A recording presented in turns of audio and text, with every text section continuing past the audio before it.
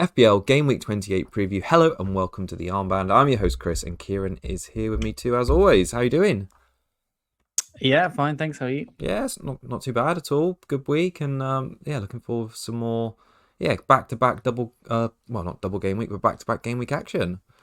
Starting with Game Week 28. So on today's show, we've got a number of different things to cover. There's quite a few fixture swings. We'll be looking at the best Liverpool players, talking about Brentford. We'll also be talking about Fulham and who to invest in and whether we should be selling our Chelsea players and which other players to get there. So we've got all that good stuff to come. But first, we're just going to do a quick recap. We didn't do a show on Tuesday, just to let you know how poorly we both got on in Game Week 27. Keek, do you want to start briefly with that?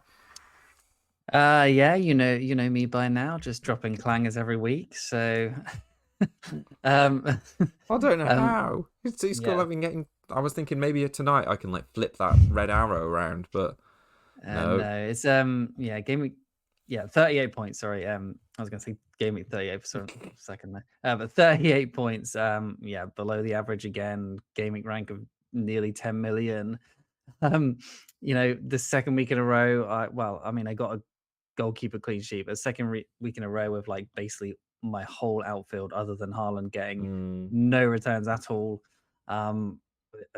A DEFCON point from Rice. Wow. Yeah. Benched Anderson, who I think he got, what was it, a DEFCON, and then benched Timber as well, who got an assist, but yellow cards only got 3, so whatever. Just the whole team again, just atrocious. Mukalele, I was fuming at because I thought maybe they'll keep a clean sheet if he stayed on, and he got injured within about 10 minutes, and it's just thank God for Bruggen, I guess. It's just every week is just so bad. I keep thinking that team was good on paper with fixtures against Burnley at home, with 2 fixtures. Rodgers had Leeds at home, Leeds at home, and Wolves for Sarr at home. Just Arsenal, it's Spurs, but I expected something more from my 3. And just Bruno again against Everton away, nothing. Doesn't look good for DEFCONs now either. Ekitike with a good fixture as well, I think it was. Forest away, decent fixture, still nothing. And missed just some chances again. Good Lord, I don't know, I'm just missing Semenyo. I mean, who else? The team is not even that Van bad. Dijk, and that was about it this game week. O'Reilly and Van Dijk are the only 2s that did anything right. So just constant crap.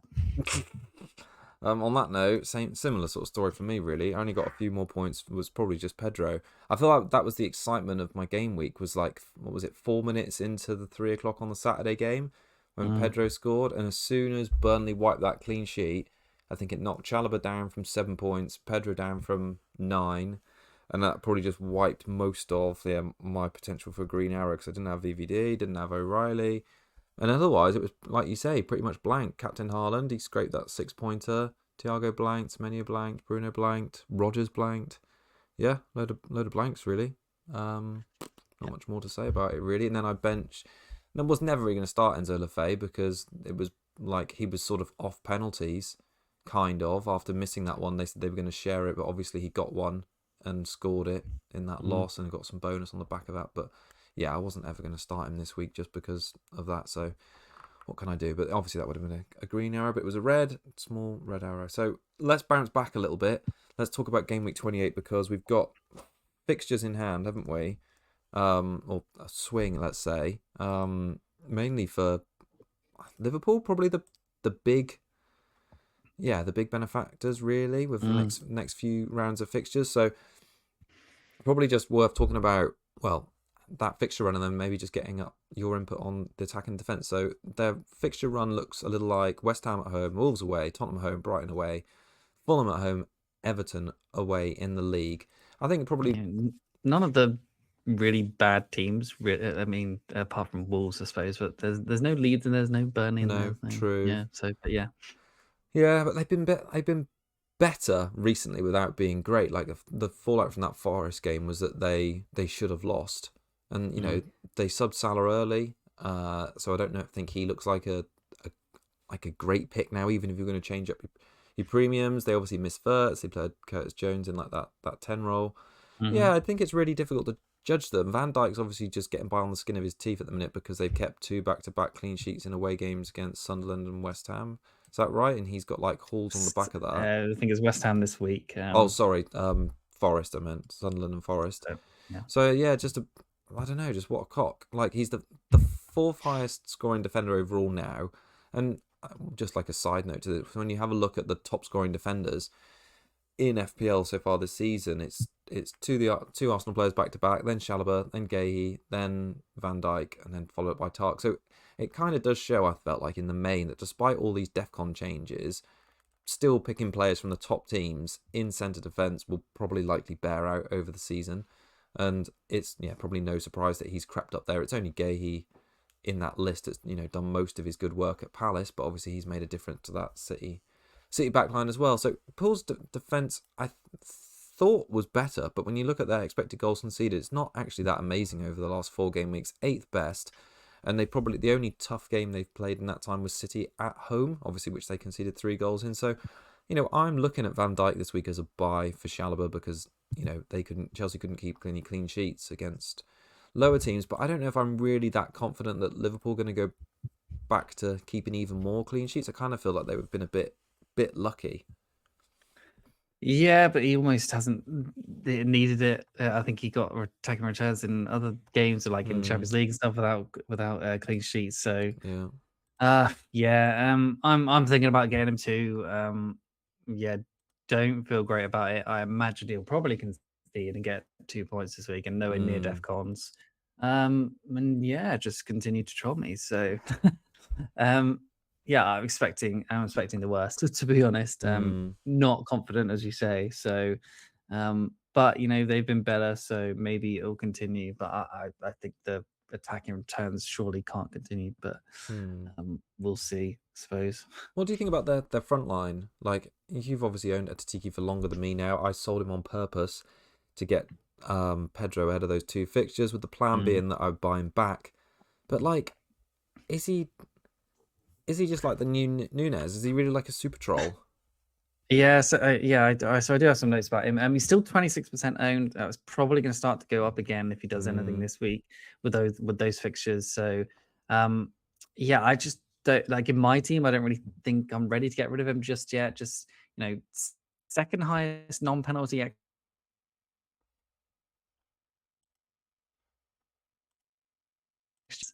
Interesting. 3 point good. 9 big chances is first of all players as well.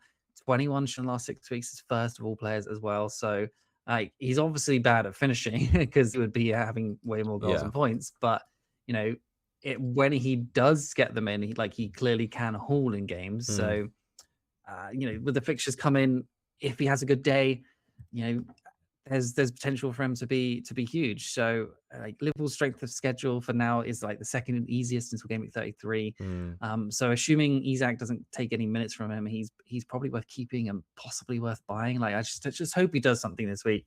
I don't know, maybe he's been a part of like the reason my teams are bad of just like taking up budget, not doing enough money, not doing enough points and goals. And I don't know. I just feel like I watch him and he looks good, but he's annoying because he's missing chances. But at the same time, he's getting chances, which is obviously good, and he'll eventually put something in as the starting striker for Liverpool. So, I think he's better than Nunes if that was your first point. But I don't think he's up there yet of just being that unreliable. So, fingers crossed for a return this week, basically. Then he could go back up to like 9 millions and stuff. So just we'll see. Do you have any worry about his minutes across the next 2, considering they're like back to back, or do you kind of think that it was good? It was reassuring in a way that he played the full 90 against Forest when Salah came off at like 77. So I feel like Slot obviously values him, and maybe they just don't have another striker worthy. Maybe he'll get rested in the FA Cup. As long as Isak is not ready, then I think he'll probably play both. Don't think anyone else has really shown that they're right to play that false 9 or whatever, or striker role for them at the moment. So if he's fit, just play him. Yeah. What are your thoughts on like Szoboszlai or Wirtz? Really, like I feel like I've got some of the stats up on the screen. So Liverpool are projected to score the highest amount of goals between 28 and 31, 8.5, which is more than 1.3 over the next best like next best. And I feel like I need a player in that front line, but they're all so evenly matched and can deliver points in different ways. It's really hard to think of, or decide on which is the best player. Like Vert seems to make things, or seems to make them work better in attack, but he's more of like an assister. Sloboslai keeps playing, reverse OOP. He's been getting by on DEFCON and some worldies. Salah, like we mentioned, hasn't really done lots, and then he's been subbed early, and then, like you say, with Etatike, he's just not been clinical, but he has been getting the minutes. I think it's just really tough to choose. Yeah, I think he probably still is the best of that bunch if he's nailed on, as you say. Yeah, Verts could be okay. Like I think it was supposedly just like a really small issue that kept him out, and he probably will be back for this. So, but he's expensive. 8.4 million does take up a chunk of budget. And Zoboslai for me, like he's just not really an FPL option. I mean, he is like, but he's playing reverse, like you said, out of that position, and I don't like that. And yeah, I just something about me just doesn't want him. Yeah. I just think he's just going to be unreliable for points, and just he's not a traditional def conner. No. In the sense that he's like a CDM or anything. So I just don't think that that's reliable either. So yeah, equity gauge for me is just the one in the attack. I think. Yeah, I think I might be going there too.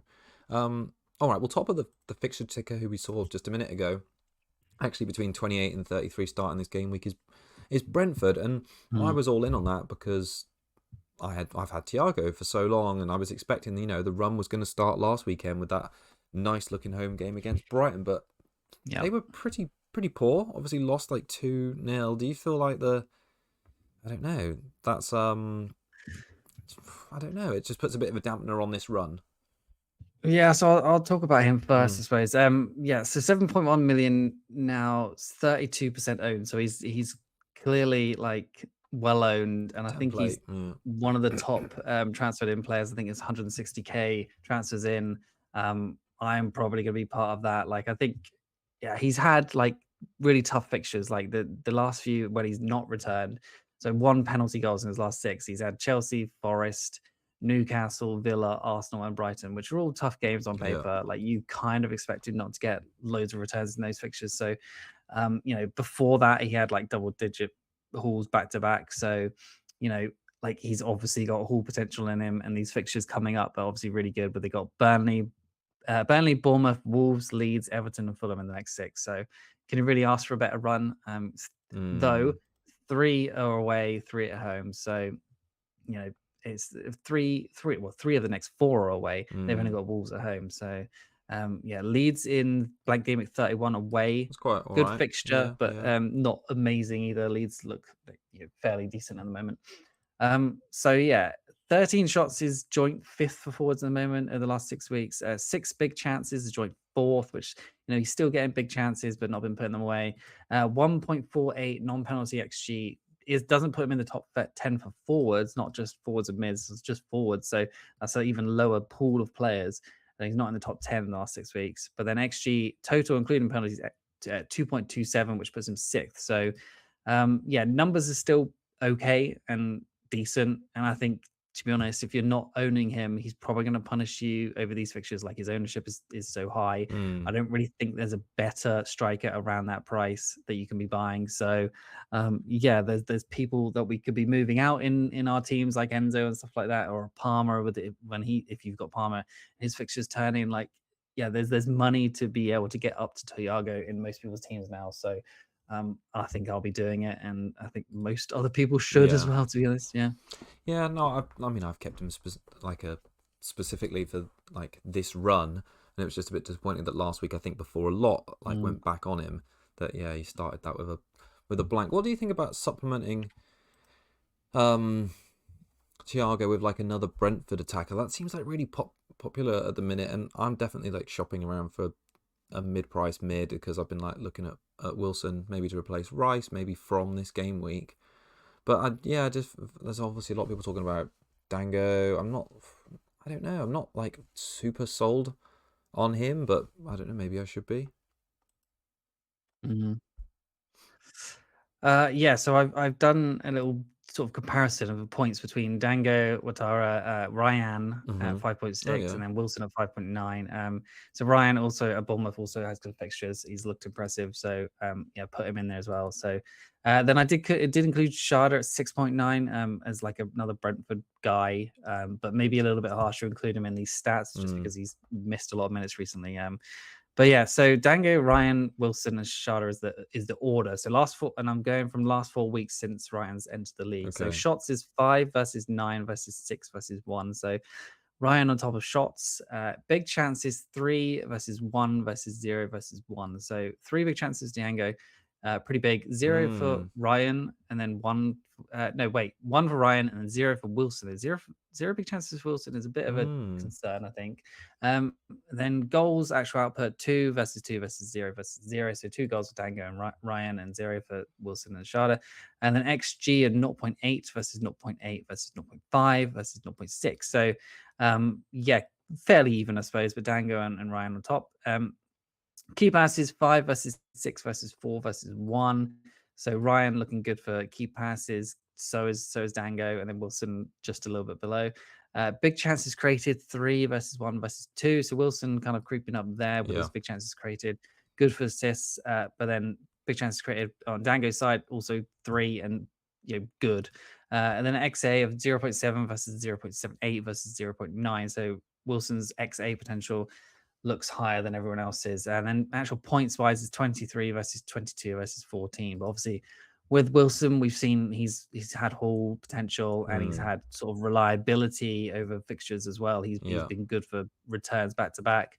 So with Fulham's fixtures coming up, which I think are third best overall, look good. Their fixture on game week 31 or blank game week 31 is Burnley at home, which is juicy as hell.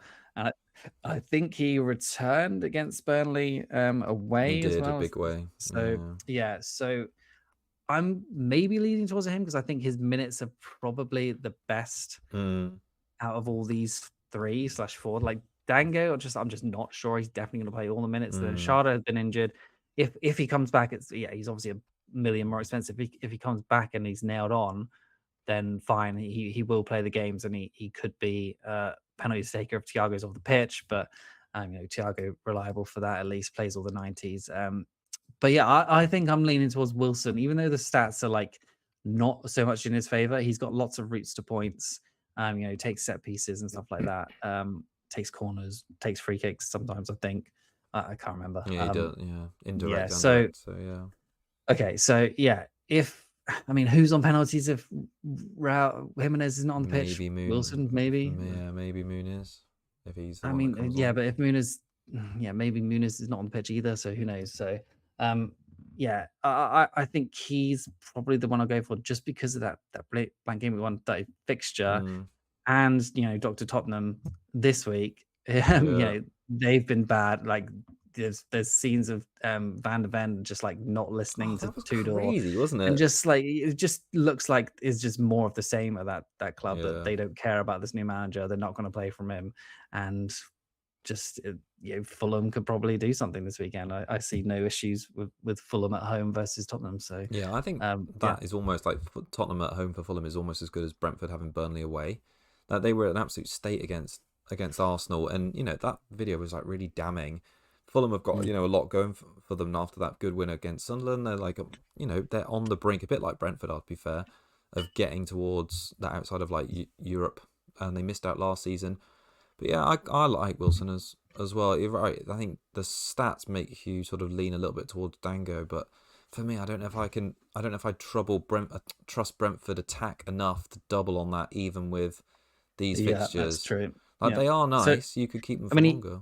He has played 90 the last 3, but then before that was 13, 53, 59. So he gets taken off quite early often. So and if they're trying to defend a lead or something like that, he'd be the first one to go as well. So I just think Wilson plays pretty much all the minutes, doesn't he? So not doubling up on that Brentford attack seems possibly wise. And it's just like there's Lewis Potter there. There's quite a few attackers that like Shada, Lewis Potter, just like who's going to be getting the most of the points there, and it's probably just Thiago.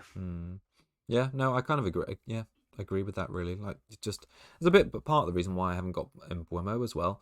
Like I just don't know when the team isn't like a really top attacking team in the league, do I really want to like use 2 slots on that attack? Especially when for Dango isn't. I don't think he's on any set pieces either, so it's just like that open play threat, which is like I've got that already from Thiago. So I don't know about doubling up on it. It's similar in a way. I mean, talked about Yeah. Wilson, about trying to decide between Raul and Wilson because striker against midfielder. I had a look at comparing both of those for the next 4, thinking maybe Raul could be my Pedro replacement. Like minutes, I had a look at the last 4 minutes between them are in Wilson's favour, 520 to 468. But generally, Raul has been a lot better in game weeks 22 to 27. So Raul's had 14 shots in the box to Wilson's 4. His non-pen XG, because I know he's had a few penalties in that time, is still pretty impressive, 2.1 compared to 0.36. Like Wilson, like you mentioned, bears out he's had a far greater assist threat and he's on set pieces too. But I don't think it's necessarily clear cut that he's like a big, far away better pick, but perhaps the minutes are just enough just to back it up. I mean, Jimenez has like been really good and been Yeah. scoring points, and like his non-pen XG is like 2.1, whereas like Ekatike, as I talked about earlier, is 3.49. Yeah. And it's just like, Just go for that that. makes Ekatike sound really great, but Yeah. he's just not He's putting not the doing actual it. points. Yeah. No, absolutely. Right, I don't know. Shall I switch to our teams now? Have we got any more to wrap up on? Yeah, I wanted to talk about O'Reilly. Oh yeah. Like, is he worth getting in for the next 3? With blank game week 31 and then possible wild card, like maybe he is, because it leads away, Forest at home, West Ham away. Those are 3 really good fixtures. Yeah. And he's probably gonna, like, Doku's injured, like he's probably gonna keep playing that out of position. And it wasn't attacking mid like before Pep put him at left back. Like he came into the academy and stuff like that as an attacking midfielder. So like we're starting to kind of see that as him bursting into the box and things and getting goals and returns like back to back. So Yeah. 5 million at 8% owned, like with those fixtures, people are gonna like be scared to get him with that fixture like blank coming. I don't know. I feel like I kind of want him, and like you can just use a transfers another week coming. Like there's still what 3 weeks of transfers or 2 weeks, I suppose, after this one. I don't know. I quite like getting him for those 3 fixtures and having him as like a 3 or something this week at least. I think this week's fixture's good. Played 90 in the last 6 games. So like 370,000 new owners, like only 8% owned at the moment, but like he's way and above the next player been bought in. Yeah, I like it, to be honest. I think it's a nice differential to have for the next 3, with Yeah. most people thinking, let's not go there because of the blank game week. Yeah. Yeah, it's really tough. Like we owned him, didn't we? And we both got rid of him. I was just having a look at his points. So I remember getting rid of him when he got subbed against Sunderland just before they went on to keep the clean sheet. So since then, he had 1 in that game. Then he had 2, 1, -1, 6, 1, 2. So up until like that point, you'd say that's pretty underwhelming. That was like 7 games where his highest was 6 points. It's only the last 2 where he's got like 13 and 17 back to back. So obviously got 30 points. Yeah, but obviously his position has changed, so that's the big thing. And it looks like it. I mean, after that happening, the last 2 weeks, why would Pep change that now? So, yeah, considering Doku, his sort of like right or left wing sort of player who would play there normally is out. Yeah, it seems like I mean he could just place the menu on the left and play like Cherky or someone else on the right, but I don't know, this is working. I quite like it. I feel like if you had enough bench cover to feel like you could bring him in and still get a full team out in game week 31, if they do blank, then he seems like a great pick.